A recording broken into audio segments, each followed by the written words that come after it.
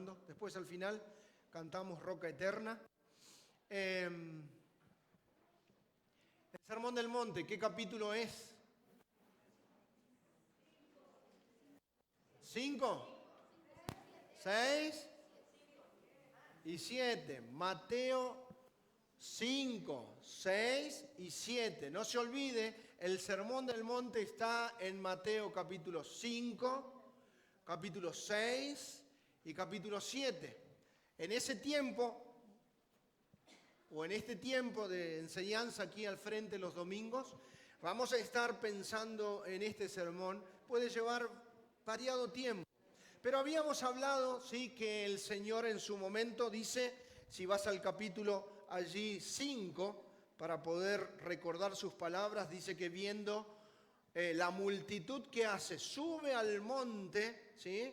Y sentándose, como hace un buen maestro judío, se sentaba y después sus discípulos o aquellos que iban a escuchar se acercaban para ver qué era lo que estaba diciendo, ¿sí? Estaba ese sermón. Y aquí el Señor hace lo mismo. Y dice el versículo 2, qué interesante que es, porque dice, y abriendo, ¿qué cosa? Su boca. Dice que les enseñaba estas cosas que vamos a ir repasando. Entonces, cuando vos vas al sermón allí, vas a encontrar, y como ya lo hemos dicho, vas a encontrar 3 grupos, o está más o menos allí representado en 3 círculos de personas. Los primeros que el Señor ya había tenido contacto con ellos, que vimos en la escuela bíblica, algunos de ellos serían seguramente Andrés y Pedro, estos 2 hermanos, pescadores, ¿sí? Andrés y Pedro seguramente que ya estaban allí. Bueno, se acerca un grupo considerable, ¿sí? Y este es el primer grupo seguramente que está delante del Señor, el grupo de los apóstoles. Recuerden que los apóstoles son discípulos, ¿sí? No vamos a confundir porque nosotros también podemos ser discípulos de Él. Y también dijimos que en ese momento había unos 120 más o menos, llegando a Hechos capítulo 1, cuando el Señor ya había resucitado, 120 discípulos que le seguían, más los apóstoles también. Ahora, el tercer grupo estaba allí también. Era un grupo interesado, porque ya leímos en la palabra de Dios en Juan, que este grupo se acercaba y el Señor les dijo, ustedes se acercan a mí porque yo les doy de comer, ¿sí? Pero no están pensando en aquel alimento que a vida eterna permanece. Yo les digo que busquen ese alimento. Primer grupo, el de los apóstoles. ¿Sí? Segundo grupo, el de los seguidores, quizás dentro de esos los 120.000 y a través de la historia, quizás nosotros estamos allí. Vos eres un discípulo de Él.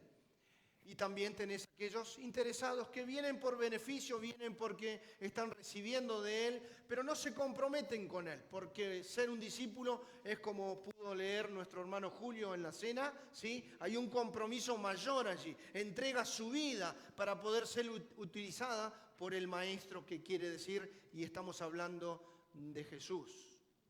¿A qué grupo perteneces? Ya el primero tenés que descartarlo, porque apóstol solamente hay 12 nada más, ¿sí? Los apóstoles fueron 12 y no va a haber más apóstoles. ¿El grupo segundo o eres del tercero? Bueno, vos tenés que descubrir a medida que vamos avanzando en este tiempo de lo que es el sermón. Pero fíjense qué interesante, porque nosotros veníamos hablando de este sermón, ya leímos del versículo 3 al 12, ¿sí? Pero allí hay diferentes actitudes, ¿sí? Una actitud hacia nosotros mismos que tenemos que decir, ¿cómo dice? Bienaventurados los pobres en espíritu. Muy bien, ahí está, mirá, Clarita ya lo sabe, ¿sí? Clarita dice que debemos ser pobres en espíritu. Eso es la necesidad que tenemos cada uno de nosotros de Dios. Tengo que entender mi condición, necesito de Él. Como decía bien nuestro hermano Marcos cuando estaba enseñando, cuando dice bienaventurado, feliz, gozoso, dichoso, solamente esa palabra puede ser y puede llegar a nuestras vidas por la influencia de Dios. Eso es algo divino, ser bienaventurado. Así es el texto, como dice. Viene de la influencia de Dios en nuestras vidas. Ahora, esta es la actitud que nosotros tenemos que tener. Pero tenemos que tener una actitud hacia el pecado también. Lo dijo Santiago. ¿Sí? Santiago dice, pecadores, llorad. Él utiliza una palabra que es aullad. ¿Sí? Lloren, entristezcanse por el pecado. Tenemos que entender eso también. Tengo que tener esa actitud en cuanto al pecado. Decir, lloro por mi pecado porque quiero caminar con él. ¿Sí? Y el pecado me lo impide. Cuando vos vas conociendo estas cosas y entendiendo, son como peldaños que vos vas subiendo para poder en su momento llegar a ser como Cristo. Son escalones esas bienaventuranzas. Por eso estas actitudes que tenés que tener. La actitud, ¿sí?, para con vos mismo, decir soy un pobre, necesito de Dios. La actitud en cuanto al pecado, soy un pecador. ¿Sí? Los que encubren sus pecados, dice, no prosperarán. Tenemos que tratar nuestro pecado, ¿no? La actitud hacia el Señor, mirá, versículo 7 de la bienaventuranza.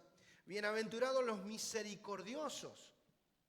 Es una actitud que viene de parte de Dios, porque ellos alcanzarán misericordia. Nosotros tenemos que ser bien misericordiosos, Dios lo ha sido con nosotros. Bienaventurados los limpios de corazón.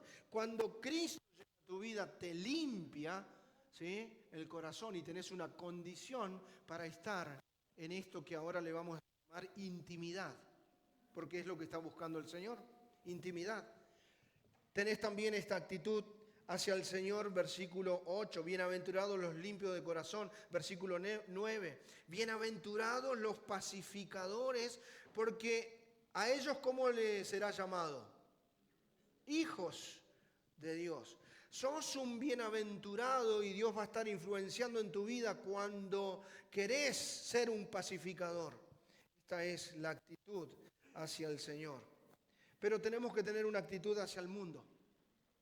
¿Sí? Porque cuando vos empieces a subir estos peldaños, ¿sí?, y empieces a parecerte como Cristo, ¿sí?, todo aquel que quiera vivir piadosamente va a padecer persecución, lo dice Timoteo. Todo aquel que quiera vivir píamente, eso es poniendo a Dios en primer lugar. Eso significa en inglés poner piedad, ¿sí?, poner a Dios en primer lugar. Entonces el mundo te va a empezar a aborrecer. ¿Sí? Fíjate lo que dice, versículo 10. Bienaventurados los que padecen persecución por causa de la justicia. Versículo 11. Bienaventurados sois cuando por mi causa os vituperen. Claro, que no sea por otra causa, ¿sí?, que te estén persiguiendo. Bien, versículo 12. Gozaos y alegraos, porque vuestro galardón es grande, ¿a dónde? En los cielos. Así que acá está, estas actitudes son importantes porque vos vas a ir pisando cada peldaño y a medida que vas subiendo, que vas alcanzando, ¿sí?, esa transformación en tu corazón, es muy posible que vengan estas cosas que estábamos hablando recién, la persecución. ¿Sí? Ahora vas a tener una gran lucha, porque la lucha de la carne es real, es muy real. No sé si lo has experimentado. Si no estás luchando y venciendo en esta área de la carne, es porque estás viviendo como el grupo número 3. ¿Sí? Quiero comida nada más. Señor, te sigo porque los beneficios me llegan. ¿Sí? Estoy pasando bien. Qué lindo es disfrutarlo, Señor, ¿sí? Pero no involucrado en nada de lo que Él te está pidiendo que tenés que involucrarte. Eso es muy importante, porque normalmente cada vez que sigas al Señor, tiene su peso, tiene su carga, tiene ese momento difícil, tiene un momento en el cual vas a tener, como cantábamos en la cena, entregar, porque si Él entregó todo por mí, ¿cómo no lo voy a entregar por Él? Ahora, esto es intimidad. Es lo primero que estuvimos viendo y puede llegar a ser que allí está, ¿ves? Intimidad con Dios. Sí. Pero a medida que vos vas teniendo intimidad con Él, dice la palabra de Dios, vosotros sois la sal de la tierra. Si la sal se desvaneciere, ¿con qué será salada? No sirve para más nada sino echada afuera y después también pisoteada, hollada, dice la palabra de Dios. ¿Por quién? Por los hombres. Vosotros sois la sal. Cuando empezamos a hablar de lo que es la sal, y déjenme buscar el machete, ¿sí? Estamos hablando de influencia en el mundo, ¿sí? Cuando vos hablas de sal, está hablando el Señor de influencia. La eficacia del Hijo de Dios en el mundo es sal. Vosotros sois la sal de la tierra. Por supuesto que está hablando de una condición del corazón, ¿sí? Ahora, el tema es que la sal se puede desvanecer. Deja de cumplir, que nos ha pasado con Mari. Si Mari le falta sal, pero si yo le estoy echando sal, ¿sí? Pero claro, es una sal vieja, esto no tiene nada que ver con los mayores, ¿eh? Es una sal que ha perdido, ¿qué cosa? Su eficacia, ¿sí? El sabor, bien ahí, el sabor. Ha perdido el propósito por el cual está en la tierra. En el caso de los cristianos es ser esa influencia en medio del lugar a donde estás. Así que cuando vos vas hablando, ¿sí?, de la sal, estás hablando de la eficacia del Hijo de Dios. Por eso, ¿qué proporciona la sal? Bueno, antes, cuando hablamos de la sal, estamos hablando del carácter del Hijo de Dios, ¿sí? Ya vamos a hablar de luz. Pero cuando hablas de la sal es carácter. Estamos hablando de eso que proporciona la sal. ¿Y qué proporciona la sal? Sabor. ¿Sí? Habla del carácter. ¿Cómo te ven allí las personas? ¿Realmente tus palabras, tus conversaciones están sazonadas, dice la palabra de Dios? ¿Sí? Cuando hablas, ¿llevas paz? ¿Eres misericordioso? ¿Qué eres en medio de los hombres allí? Vosotros sois la sal de la tierra, ¿sí? Vosotros sois la sal de la tierra. Proporciona sabor, ¿qué más? Bueno, la sal preserva, ¿sí? ¿Qué hace? Trae un resultado la sal, que es que no se corrompa quizás la vida. Y entonces, sí, proporciona eso la sal también. No solamente el sabor, sino que lo que hace es que preserva de la corrupción. Qué interesante lo que hace la sal, ¿no? Y nosotros como hijos de Dios tenemos que cuidarnos porque puede llegar la corrupción a nuestras vidas, ¿sí? Y podemos contaminar también a algunos otros. La palabra de Dios dice también, la palabra de Dios, el apunte que tengo, es promueve. Porque la sal no solamente trae proporciona sabor, ¿sí? No solamente preserva, promueve pureza, ¿sí? La sal se utilizaba para poder traer pureza, ¿sí? Para poder quizás sanar, quizás también a veces se utilizaba para poder limpiar. Bueno, ahí está la pureza. Y por último, también produce sed. ¿Has pensado en eso? Produce sed. Vos atraés a las personas a Cristo como Andrés, viste que vimos ese apóstol. Andrés tenía algo que lo llevaba a él realmente a ver en la vida de él algo que había encontrado. Y había encontrado, por supuesto, se había encontrado con Jesucristo. Y él se los presentaba a todos. Sí. Bueno, nuestra vida debe ser de esa manera. ¿Cómo te ven tus familiares? ¿Eres una persona quejosa? ¿Ves? Habla de carácter. ¿Eres una persona... Mira, quiero decirte, ¿sí? No podés ser un aburrido, ¿eh? tenés que encontrar la forma de poder tener un propósito, tenés que tener felicidad, ¿sí? Y esa felicidad no es solamente porque sonreís, sino algo del interior, que a pesar de que las cosas no van bien, puedo tener gozo, puedo tener tranquilidad, y eso lo percibe nuestra familia, lo perciben nuestros vecinos, nuestros amigos. ¿Cómo te ve el mundo? Bueno, allí está lo que es el carácter. No solamente eso, sino que hablamos de la eficacia que tiene que tener el Hijo de Dios siendo sal. Vosotros sois la sal de la tierra. Si la sal se desvaneciere, ¿con qué será salada? ¿Sí? No sirve, perdió su propósito, no sirve para más nada, sino para ser echada afuera y hollada o pisada, que es lo que va a pasar con aquel que pierde el carácter en el mundo, y aquí adentro también, es realmente pisoteado, ¿no?, por los hombres. Ahora, vosotros sois la luz ¿de qué? Del mundo. Una ciudad, dice, asentada sobre un monte no se puede esconder. No se puede esconder. Ni se enciende una luz y se pone debajo, del velador.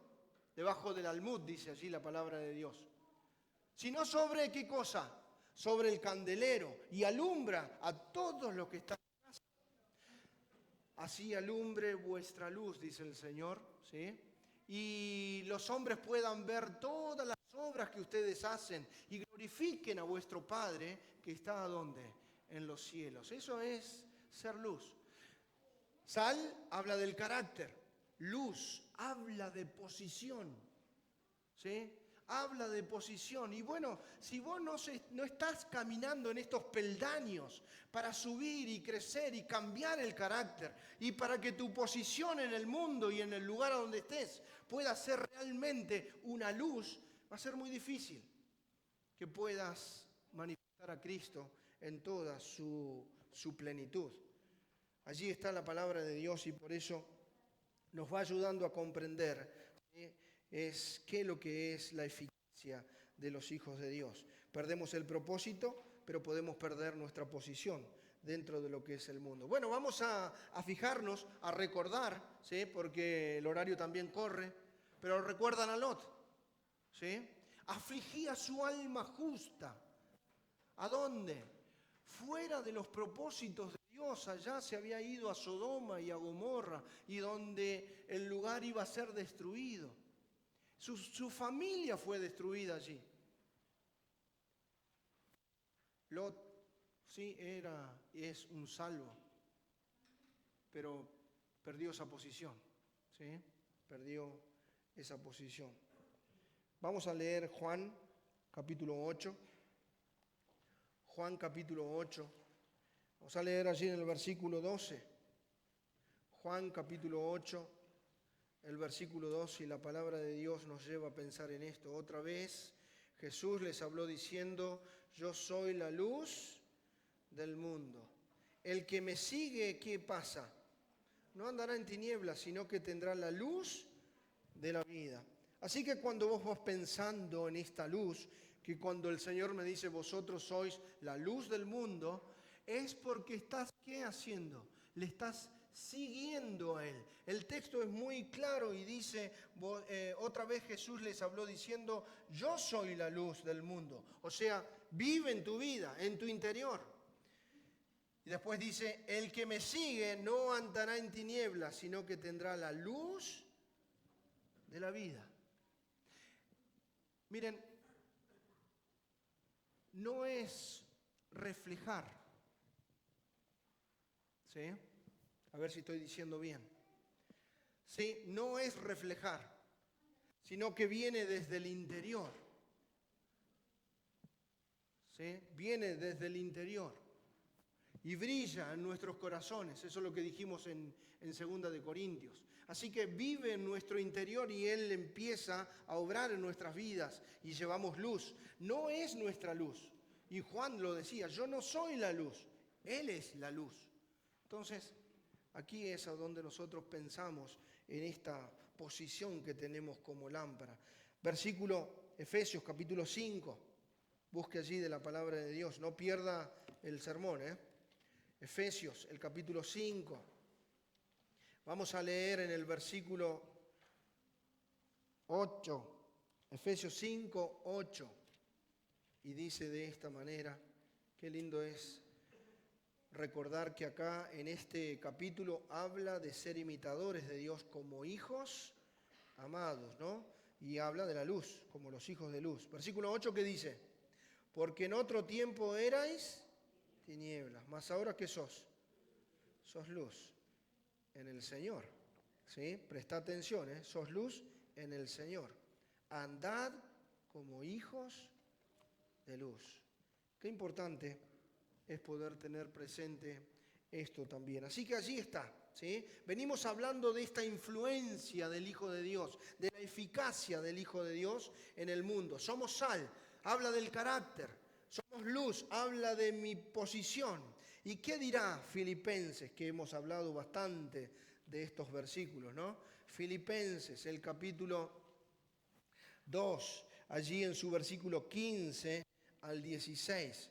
Dice Filipenses 2, 15, para que seáis irreprensibles y sencillos, hijos de Dios, sin mancha. ¿A dónde estás? En medio de una generación que es como maligna, perversa, en medio de la cual resplandecéis como luminares en el mundo. Tomate de la palabra de vida para que en el día de Cristo yo pueda gloriarme de que no he corrido en vano ni en vano he trabajado. Y aunque sea derramado en libación sobre sacrificio y servicio de vuestra fe, me gozo y regocijo con todos vosotros. Tomate de la palabra de Dios. Pero dice el versículo 15, para que seas irreprensible en medio de esta generación maligna y perversa. ¿Cómo estás alumbrando? ¿Cómo es tu luz? Mirá, hay algo que dice el versículo, ¿no? de las bienaventuranzas, del Sermón del Monte. Dice que esta luz, dice, se pone en un candelero. Así que la luz se pone en alto, pero la luz se tiene que mantener limpia. ¿Qué pasa cuando vos, o cuando acá nuestros mayores prendían una lámpara, ¿sí? Prendían la lámpara, le ponían, ¿viste la lámpara de aceite? Y entonces la mechita, yo recuerdo esa mecha, eran planitas, ¿sí? Y arriba prendía la luz y después se le ponía, no me acuerdo cómo se llama, tulipa, un tubo, exacto. Así que se ponía ese tubo y alumbraba un poquito más, ¿sí? Daba más luz.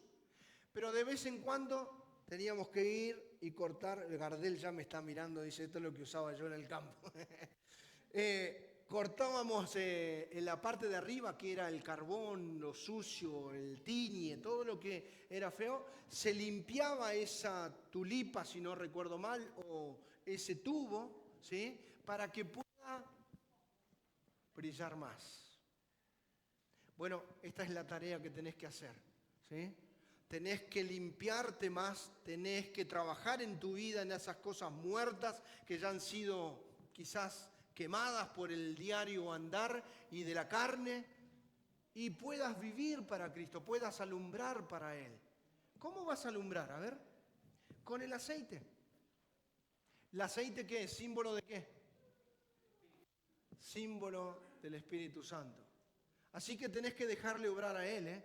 El Espíritu Santo seguramente está hablando a tu vida en estos días y te está diciendo, hijo mío, mirá que tenés que cambiar esta parte y esta parte, ¿sí? Esto no ayuda a tu vida porque no alumbra como yo realmente quiero que alumbres. Limpia tu vida, ¿sí? El Espíritu Santo te está hablando y a medida que Él va llenando, ¿sí?, ese recipiente que es nuestro interior, pero se llenaba ese recipiente, en aquel tiempo usábamos querosén nosotros, pero el aceite era en el tiempo antiguo, la luz ardía. Cuando empezaba a faltar aceite, empezaba a disminuir, ¿no es así? Bueno, esa es la luz que tiene que brillar en nuestro interior. Qué interesante lo que la palabra de Dios nos dice. Así que la influencia, luz, lámpara, eficacia del Hijo de Dios, carácter que tiene que ser cambiado. Si no, la lámpara se va ¿a qué? Se va a apagar. La lámpara tiene que tener aceite y la mecha se debe mantener limpia. Vosotros sois la luz del mundo. Por último, ¿sí? Allí el sermón va hablando también seguramente a fariseos. El tercer grupo era muy posible. Ellos tenían una buena posición de lugar a donde transitaban, era el templo. Los fariseos siempre estaban allí hablando, el Señor empieza a hablar de manera muy dura hacia los fariseos. Sepulcro blanqueado le decían, ¿sí? Tienen un aspecto por fuera, pero por dentro son rapaces, dice. Eran tremendos los fariseos, ¿no? Bien, acá lo que va a venir próximamente está hablando de Jesús y la ley, ¿sí? Y por eso dice la palabra de Dios, no penséis que he venido a abrogar la ley o los profetas. No he venido para abrogar la ley, he venido para cumplir. Entonces es interesante lo que él empieza a decir, porque él empieza aquí a mostrarnos a nosotros también, los seguidores, sus discípulos, a este segundo grupo y en ese tiempo al primer grupo también, ¿qué les estaba diciendo? Que hay algo que él quiere hacer en nuestro interior, porque no se trata de lo exterior, se trata de lo que Dios quiere hacer en nuestra vida. Por eso, incorporar una justicia mayor. Fíjate lo que lo dice el versículo 29. Porque os digo que si vuestra justicia no fuere mayor que la de los escribas y fariseos, no entraréis en el reino de los cielos. ¿Qué está diciendo? Debemos incorporar una justicia mayor. Ahora, ¿cómo lo dice el Señor? El Señor lo va llevando y nos va mostrando de qué manera tenemos que hacer esto. ¿Por qué? Bueno, porque los fariseos habían torcido lo que era la ley de Dios y se habían ido tras costumbres que no ayudaban en nada y todo por aspectos externos. Así que la palabra de Dios dice así, no penséis que he venido para abrogar la ley o los profetas, versículo 17. No he venido para abrogar, sino para cumplir. Porque de cierto os digo que hasta que pasen el cielo y la tierra, ni una jota ni una tilde pasará de la ley hasta que todo se haya cumplido. De manera que cualquiera que quebrante uno de estos mandamientos muy pequeños y así enseñe a los hombres, muy pequeño será llamado en el reino de los cielos.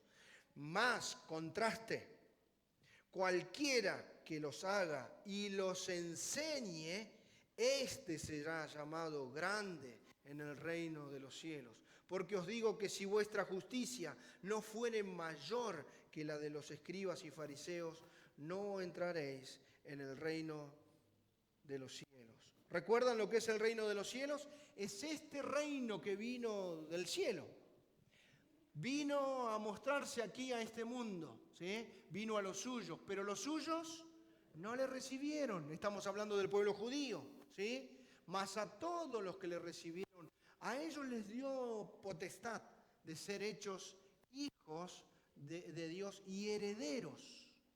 Así que este reino viene de allí, desde arriba. Ahora, aquí hay un énfasis o algo lindo que es la palabra cumplir.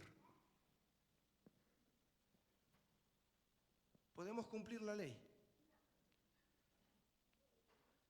Santiago, ¿qué dice?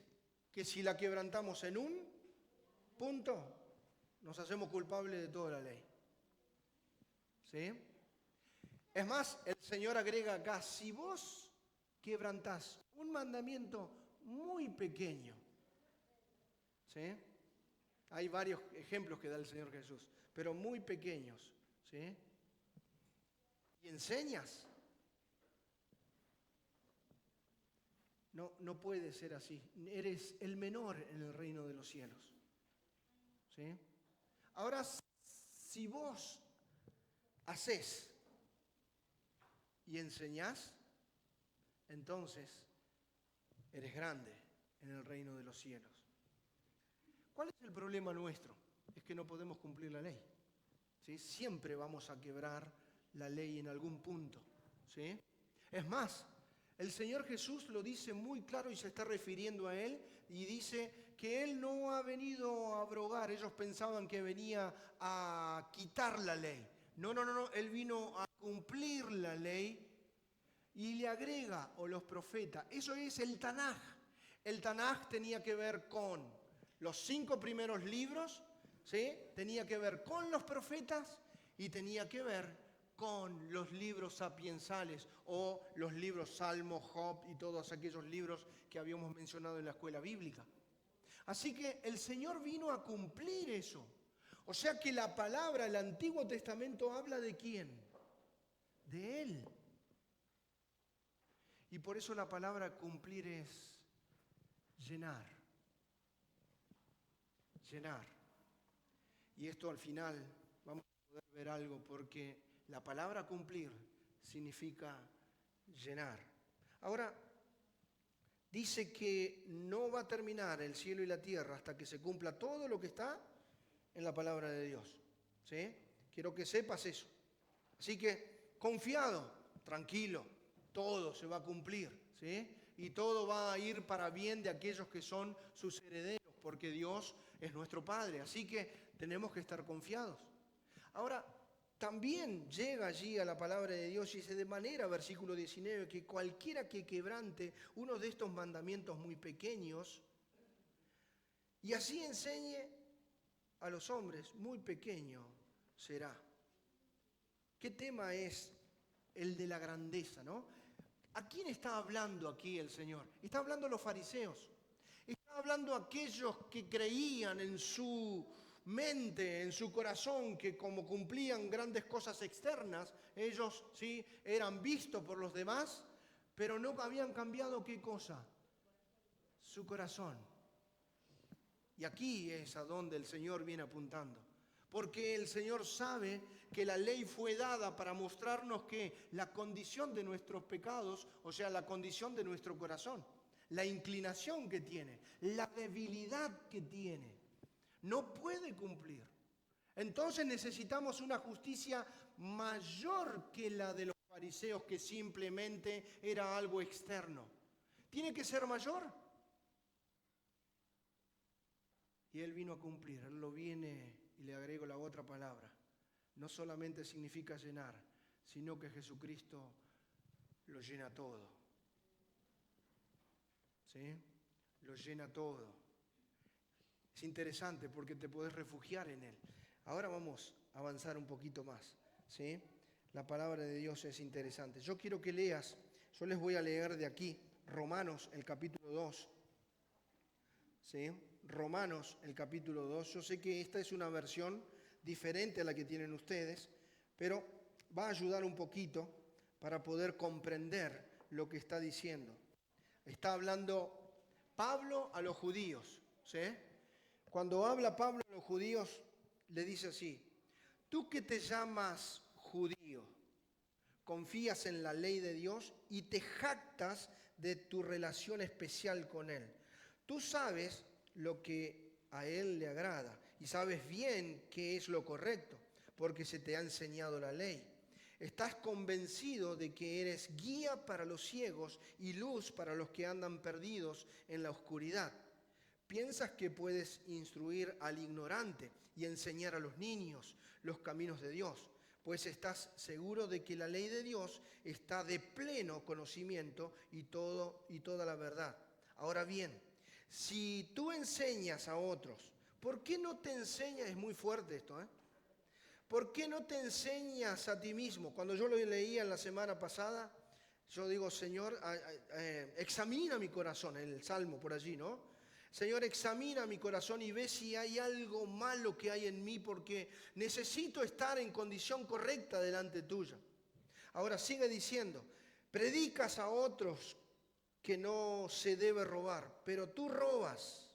Dices que está mal cometer adulterio, pero tú cometes adulterio.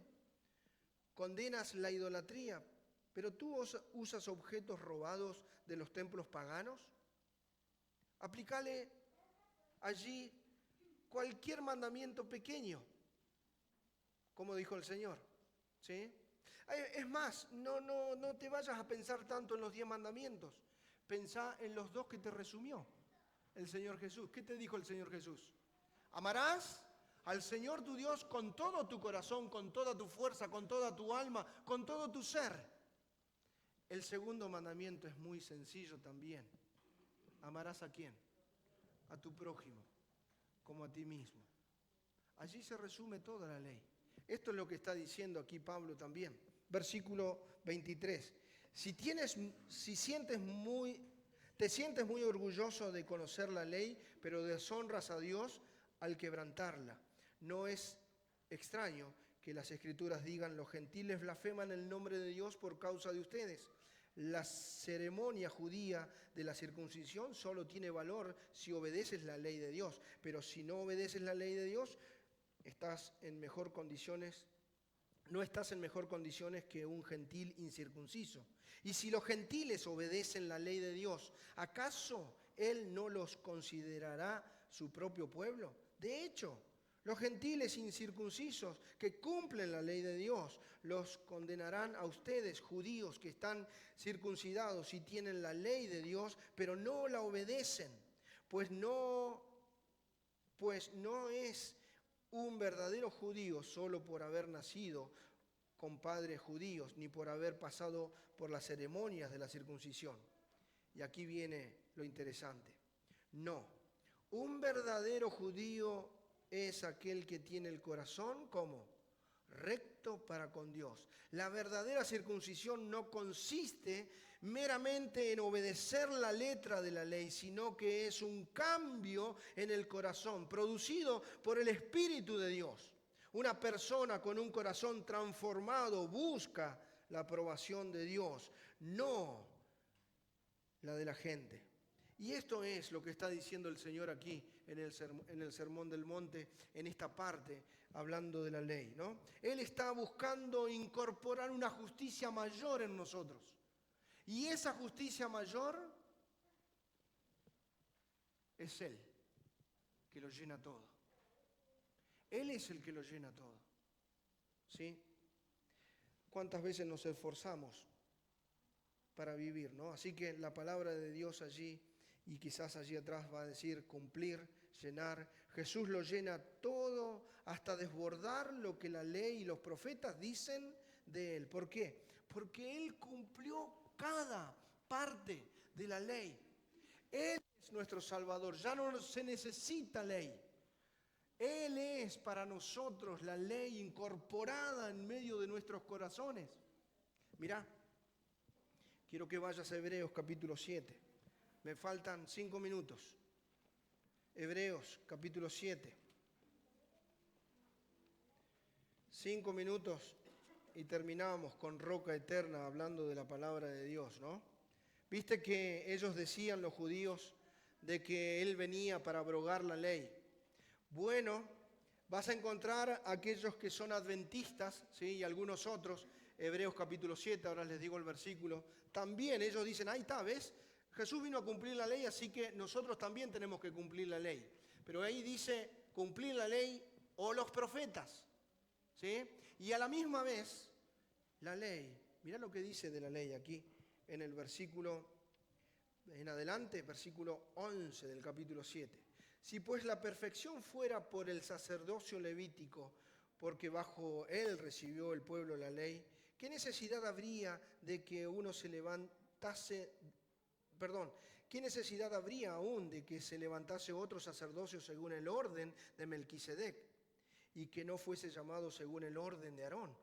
Porque cambiando el sacerdocio, necesario es que haya también cambio de ley. Y aquel de quien se dice esto, de otra tribu es, de la cual nadie sirvió el altar, no dijo nadie nada de esto. Porque manifiesto es que nuestro Señor vino de la tribu de Judá, no es de la otra tribu, de la cual nadie habló a Moisés tocante, nada habló Moisés tocante al sacerdocio. Y esto es aún más manifiesto, si a semejanza de Melquisedec se levanta un sacerdocio distinto, no constituido conforme a la ley del mandamiento acerca de la descendencia, sino según el poder de una vida, ahí está, mirá, el poder de una vida, ¿cómo? Indestructible, pues se da testimonio de él. Tú eres sacerdote para siempre, según el orden, es otro orden, de Melquisedec. Queda pues, ahí hay una palabra, ¿cómo dice? Abrogada. Queda pues abrogada el mandamiento anterior a causa de su debilidad e ineficacia, pues nada ha perfeccionado la ley. Y en la próxima frase que dice, y de la introducción de una mejor esperanza, por la cual nos acerca más, ¿a quién? A Dios. No quiero seguir leyendo, versículo 22. Por tanto, Jesús es hecho fiador de un mejor pacto.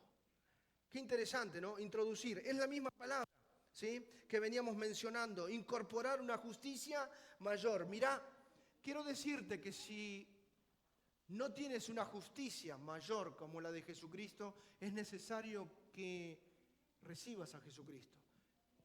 Porque esa justicia mayor tiene que venir ¿a dónde? A tu corazón. Si no viene a tu corazón es imposible que puedas obedecer. Porque mirá, lo próximo y último que tengo allí como frase, dice la palabra de Dios, no sé si lo escribí por acá, ¿a dónde lo puse? La palabra clave es obediencia, significado. No somos llamados a obedecer, sino a vivir en obediencia.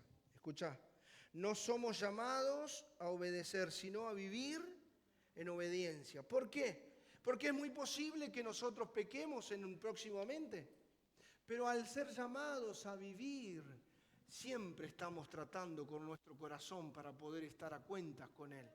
Si no eres hijo de Dios, es necesario que Cristo llegue a tu corazón. Y la pregunta es, ¿tienes esta justicia mayor que la de los escribas y de los fariseos?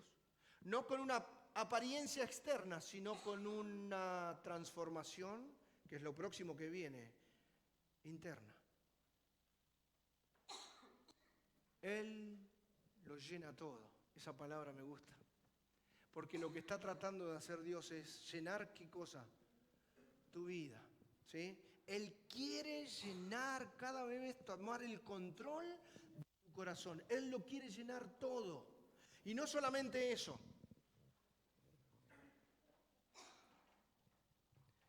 Hay algo que lo detiene al Espíritu Santo de poder llenarlo todo.